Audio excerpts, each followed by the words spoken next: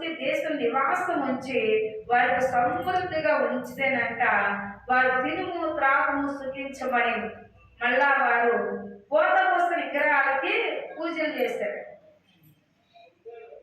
వారు ఎంతగా ఆశ్రయించబడ్డారో మళ్ళా వారు అంతగా కీడును అనుభవించడానికి దేవుడు ఆ యెషయా గురించి ఇర్మీయాతో ప్రత్యేకపరుస్తున్నాడు.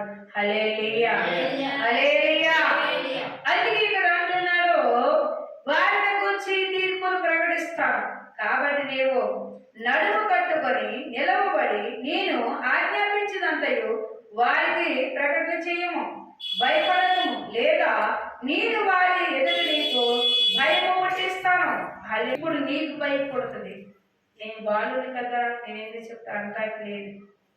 దేవుడట ఎక్కడికి వెళ్ళమంటే అక్కడికి వెళ్ళాలి, ఎక్కడికి వెళ్ళి సువార్త చేయమంటే అక్కడ చేయాలి, ఎక్కడ పరిచయం చేయమంటే అక్కడ చేయాలి.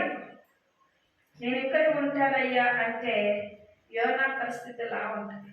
చూస్తారా, యోనా పరిస్థితి లా ఉంటుంది. అందుకే ప్రియుల వాక్యం సెలవిస్తుంది, యోనా రాజులు యొద్ద గాని, ప్రధాన యొద్దలు గాని, యాజకుల యొద్ద గాని, దేశ నివాసుల యొద్దకు గాని, ఈ దేశంలో నీవెక్కడికి పోయినా